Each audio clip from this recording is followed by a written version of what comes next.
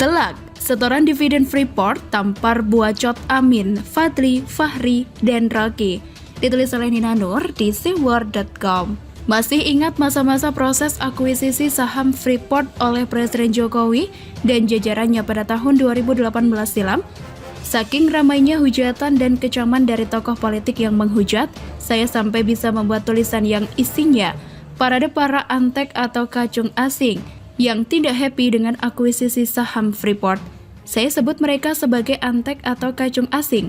Lawang kebijakan akuisisi saham Freeport itu buat sebesar-besarnya kepentingan rakyat, kok malah dihujat? Apalagi waktu itu menjelang Pilpres 2019, makin diseretlah soal akuisisi saham Freeport ini ke ranah politik. Tujuannya, ya buat menjatuhkan, mendiskreditkan Presiden Jokowi yang akan maju lagi di Pilpres 2019. Lihat saja siapa yang melontarkan hujatan dan kecaman itu, diantaranya Amin Rais, Fadlizon, Fahri Hamzah, dan Rocky Gerung.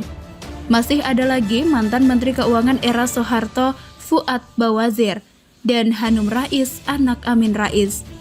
Mereka rata-rata berusaha menyetir opini publik bahwa pemerintah tidak perlu mengeluarkan dana buat mengakuisisi.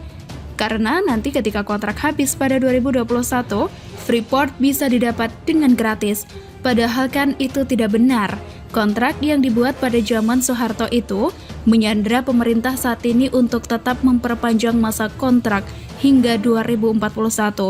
Kalau tidak diperpanjang, Indonesia terancam digugat ke pengadilan internasional dengan ancaman ganti rugi puluhan triliun. Fahri Hamzah yang waktu masih jadi anggota DPR RI menyebut Jokowi bohong. Fahri pun menggunakan rakyat sebagai tamengnya. Dia sebut rakyat pintar. Padahal rakyat yang pintar, termasuk kita-kita ini, sangat mendukung dan menyambut baik akuisisi saham Freeport itu. Amin Rais menyebut akuisisi saham itu hanya bohongan. Buat saya, itu hanya, bohong-bohongan. Karena operasional masih mereka, semuanya masih mereka, ujar Amin Rais. Anak Amin Rais, Hanum, menyebut akuisisi saham itu hanyalah demi citra diri. Karena menurut Hanum, Freeport tidak pernah benar-benar kembali ke pengakuan negeri. Sedangkan Fuad Bawazir menuduh bahwa penandatanganan Head of Agreement akuisisi saham Freeport waktu itu hanya sebagai pencitraan untuk mendongkrak Jokowi menuju Pilpres 2019. Proses akuisisi saham Freeport memang diawali dengan penandatanganan Head of Agreement pada bulan Juli 2018. Kemudian dilanjutkan dengan penandatanganan pokok-pokok kesepakatan divesti saham atau Sales and Purchase Agreement pada bulan September 2018 yang akhirnya dibayar lunas oleh PT Inalum pada bulan Desember 2018. Nilai transaksinya mencapai 3,85 miliar dolar Amerika Serikat atau sekitar 55,8 triliun rupiah. Fadlizon menyebut akuisisi ini sebagai pencitraan semata. Dia pun malah menuntut Presiden Jokowi membeli Indosat. Kaskadron ini sih, pemerintah beli apa itu kan berdasarkan kajian untung ruginya juga. Ngapain beli barang yang merugi? Fadlizon juga menyebut akuisisi saham itu sebagai kebijakan Sontoloyo. Dia termasuk yang menyetir opini publik bahwa Freeport tidak perlu dibeli. Tunggu kontrak berakhir saja. Padahal kan tidak benar, seperti sudah saya tulis di atas. Namanya juga masa kampanye. Bahkan Prabowo waktu itu berjanji akan meninjau lagi akuisisi saham Freeport jika menang dalam Pilpres 2019. Rocky Gerung dalam sebuah episode ILC di TV One menyebut akuisisi saham Freeport sebagai hoax, sambil mengemukakan sebuah teori bahwa negara yang berlebih sumber dayanya, maka negara itu tidak akan tumbuh baik ekonominya, malah demokrasinya akan rusak. Rocky juga menolak menyematkan nasionalisme ke dalam proses akuisisi saham itu. Sulit menerangkan maksud Rocky ini. Terlalu jauh kayaknya dari nalar saya. Hehehe. Nah, sampailah kita ke tahun 2021. Ketika Direktur Utama PT Inalum Oryas Petrus Muidak menerangkan soal dividen atau keuntungan saham Freeport yang akan disetorkan pada tahun ini. Dalam rapat dengar pendapat DPR RI pada Rabu 31 Maret lalu, untuk tahun ini, nilai dividen yang akan disetorkan ke kas negara diperkirakan sebesar 200 juta dolar Amerika Serikat. Sedangkan untuk tahun 2022 mencapai 400 juta dolar Amerika Serikat. Dan pada tahun 2023 diproyeksikan mencapai 1 miliar dolar Amerika Serikat. Sehingga konsisten seperti yang sebelumnya saya sampaikan ke Bapak Ibu sekalian, 2025 payback dari modal yang kita keluarkan sebesar 3,85 miliar US dollar itu diterima kembali. Tegas Oryas. Dari dividen itu masyarakat Papua akan menikmati 10%-nya lewat BUMD Papua yang sedang dalam proses pembentukan.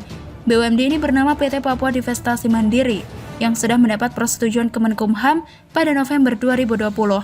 Dan bulan April ini akan ditandatangani akte notaris pendiriannya. Dari 10% saham yang dimiliki Papua, Pemprov Papua mendapatkan 30%, sedangkan pemerintah Kabupaten Mimika mendapat 70%.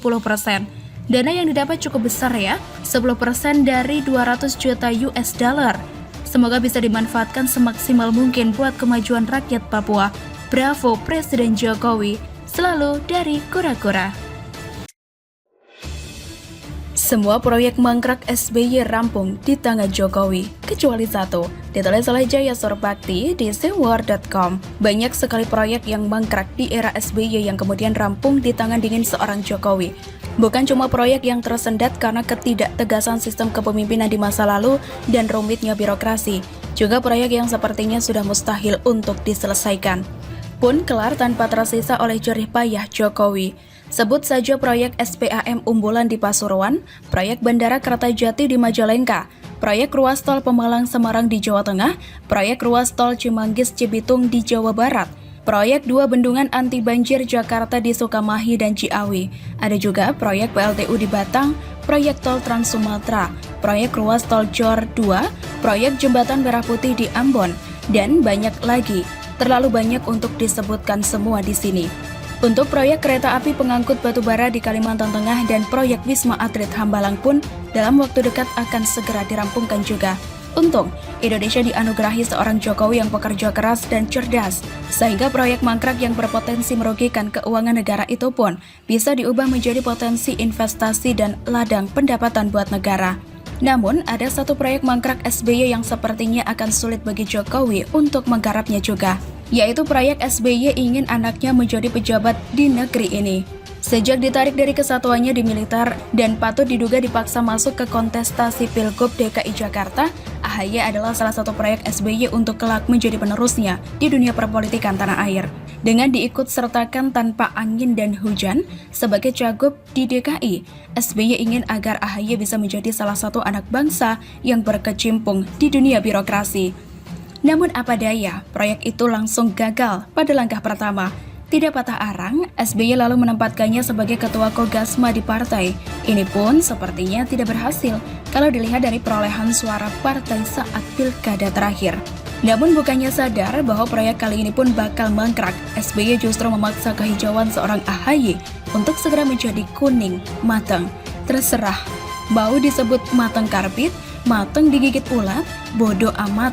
Yang penting AHY kemudian menjadi ketua umum sebuah partai. Dengan demikian SBY berharap Jokowi mau melirik. Ya, barangkali posisi-posisi menteri lah, atau kalau gak ada, wakil menteri pun jadilah. Kalau itu pun tidak ada juga, wakilnya wakil menteri pun boleh. Yang penting ada jabatan lah. Masa dari semua peserta kontestasi Pilgub DKI, cuma dia sendiri yang tidak ada jabatan di negeri ini. Apa nggak mandang? Aku itu presiden 2 kali loh, haji pula. Kira-kira begitulah rintihan batin seorang SBY. Kalau selama ini SBY bisa tenang dengan kemangkrakan proyeknya yang pasti akan dirampungkan Jokowi satu persatu, maka akan sangat sulit untuk proyek AHY menjadi pejabat di era Jokowi ini. Bukan hanya karena tidak ada posisi yang tepat buat orang yang tidak punya pengalaman sebelumnya, tapi yang paling jelas adalah AHY tidak punya kapasitas apa-apa untuk diberikan amanah dan kepercayaan. Tidak usah jauh-jauh, hanya di era kepemimpinannya di Partai Demokrat, partai yang tadinya begitu solid, bahkan saat diterpa tragedi generasi terkorup pun mereka tetap solid. Tapi kenapa saat AHY ketum malah terjadi gonjang-ganjing? Bukan cuma ancaman dualisme kepengurusan, musnahnya Partai Demokrat dari peta perpolitikan pun bisa saja terjadi. Kalau AHY tetap tidak menyadari bahwa solusi internal partainya bukan otot-ototan, tapi rangkul-rangkulan. Tapi tentu seorang AHY akan sulit mengerti, karena memang dia belum saatnya untuk mengerti. Seperti kata mantan koleganya sendiri, dia tidak pernah mendaki untuk berada di puncak. Maka, sekarang dia tidak mengerti bagaimana cara turun dari puncak untuk menarik orang-orang yang tercerai-berai, karena mengikuti dirinya yang tak tahu arah. Semua faktor seperti ini yang membuat sulit bagi Jokowi untuk memberikan kepercayaan dan merampungkan proyek mangkrak SBY yang satu ini.